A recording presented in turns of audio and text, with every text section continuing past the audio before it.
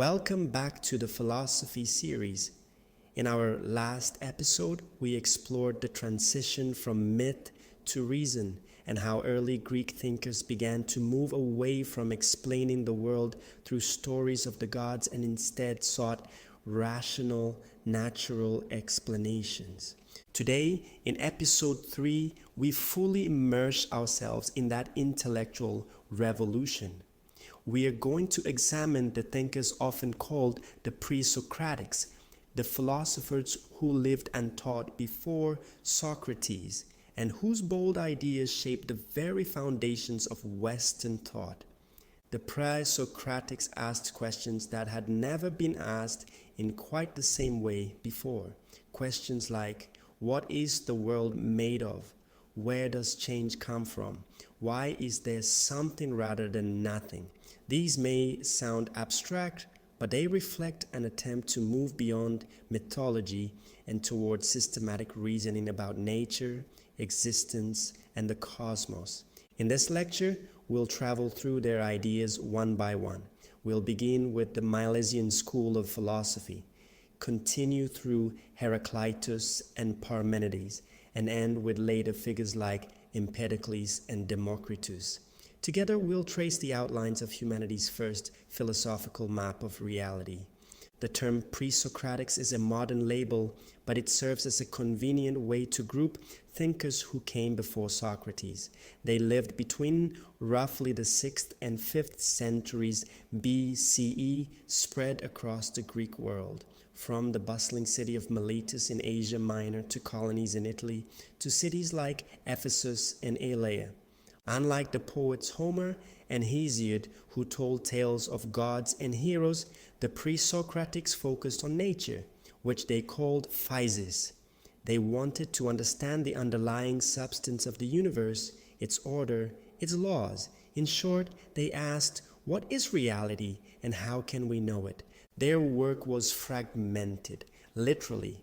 We only know them through quotations in later authors like Aristotle, Plato, and Simplicius, yet even in fragments their thought shines with brilliance and daring.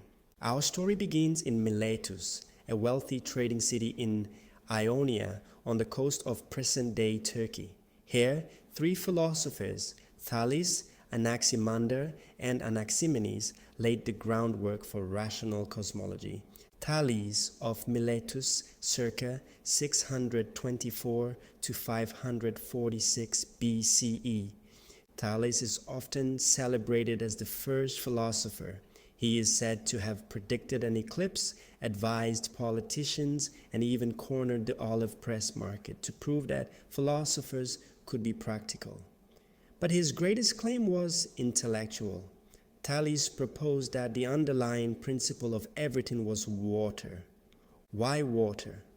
Thales may have observed that life depends on moisture, that rivers nourish crops, and that water can transform into vapor or ice.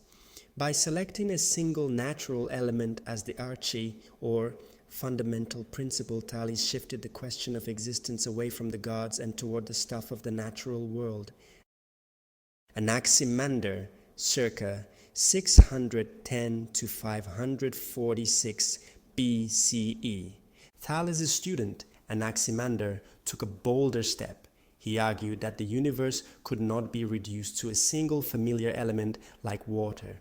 Instead, he proposed that everything comes from the apeiron, a Greek word meaning the boundless or the infinite. The apeiron was not water, air, or fire. It was an indefinite, eternal, inexhaustible source from which all opposites, hot and cold, wet and dry, light and dark, emerge and return. Anaximander even speculated about the origins of life, suggesting that humans may have developed from aquatic creatures. In this way, he was one of the first to sketch an evolutionary picture of nature. Anaximenes, circa 585 to 528 BCE. Completing the Milesian trio, Anaximenes suggested that the basic principle was air, but unlike Thales, he explained how one substance could become many. Through processes of rarefaction and condensation, air could transform. When thinned, it became fire. When condensed, it became water, earth, and stone. This was an early attempt at a scientific model of matter and transformation. The Milesians set a pattern that would define philosophy: to search for rational explanations, to identify principles, and to build theories based on observation and reasoning rather than myth. Moving westward to the city of Ephesus, we encounter one of the most fascinating figures, Heraclitus, circa 535 to 475 BCE. He is sometimes called the dark philosopher because of his cryptic poetic style. Heraclitus believed that the fundamental nature of reality is change. Everything flows, everything is in motion. His famous fragment says, "You cannot step into the same river twice. By the time you return to the river, the water has flowed on, and even you, the person stepping, have changed." For Heraclitus, the world was not governed by stability, but by conflict and tension. Opposites are not enemies. They are the engine of reality. Day and night, life and death, war and peace, all coexist and give rise to harmony through struggle. He identified fire as the basic element, not only because of its physical properties, but also as a symbol of transformation. Fire consumes, transforms, and renews, just as reality is constantly in flux. Yet Heraclitus did not see the world as chaotic. Change itself followed a rational principle, which he called the logos, a universal law or order that structured all becoming. The logos was his answer to the question, how can we understand a world that never stands still? If Heraclitus taught that all is change, Parmenides of Elea, circa 515 to 450 BCE, taught the exact opposite, that change is an illusion. Parmenides argued that reason shows us a radical truth. Being is and non-being is not. In other words, reality is one, unchanging, eternal, and indivisible. The senses deceive us with appearances of change and multiplicity, but true understanding reveals a motionless, timeless reality. This was philosophy's first great confrontation. Heraclitus's world of flux versus Parmenides' world of permanence. Their opposition set the stage for centuries of debate in metaphysics. Parmenides expressed his teaching in a poem where a goddess tells him of two paths, the way of truth and the way of opinion. The way of opinion leads to error because it trusts the senses. The way of truth follows reason, which reveals the unity of being. The stark contrast between Heraclitus and Parmenides forced later philosophers to seek a compromise. Could reality account for both change and permanence?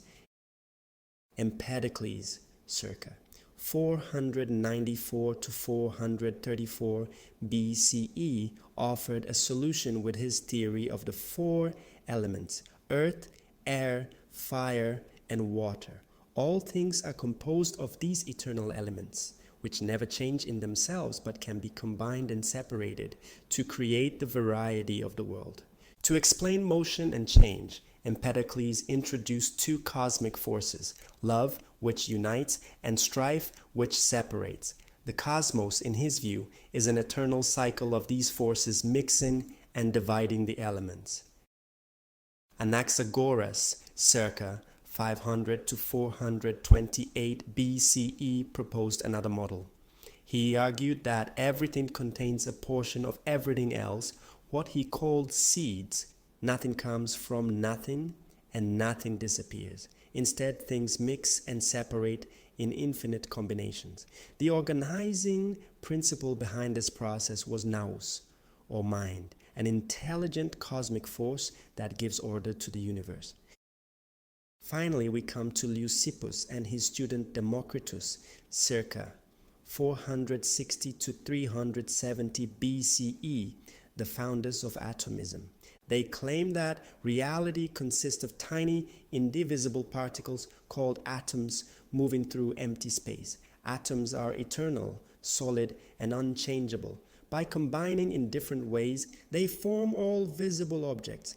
This theory was astonishingly ahead of its time.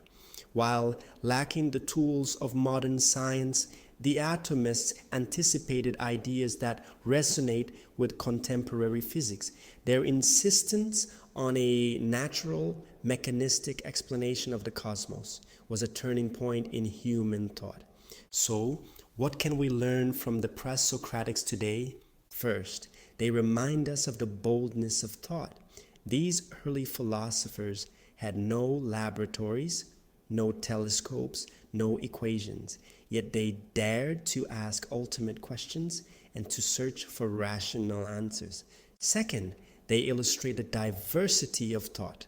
From Thales' water to Anaximander's Epeiron, from Heraclitus' fire and flux to Parmenides' eternal being, the Pre-Socratics reveal that philosophy thrives on dialogue, disagreement, and the clash of ideas. Finally, they set the stage for everything that followed. Without their efforts, there would be no Socrates, Plato, or Aristotle, and by extension, no philosophy as we know it. The Pre-Socratics were the pioneers of reason, the first to map the landscape of metaphysics and cosmology. They sought to explain nature, change, and the cosmos not by invoking myth but by following reason. In our next episode, we'll turn to one of philosophy's most dramatic figures, Socrates, the gadfly of Athens, a man whose life and death would forever transform the meaning of philosophy. Thank you for joining me on this journey into the thought of the Pre-Socratics. If you've enjoyed this episode, don't forget to subscribe to Daakye Institute, where we continue to explore the great questions of philosophy and the wisdom they offer for today's world.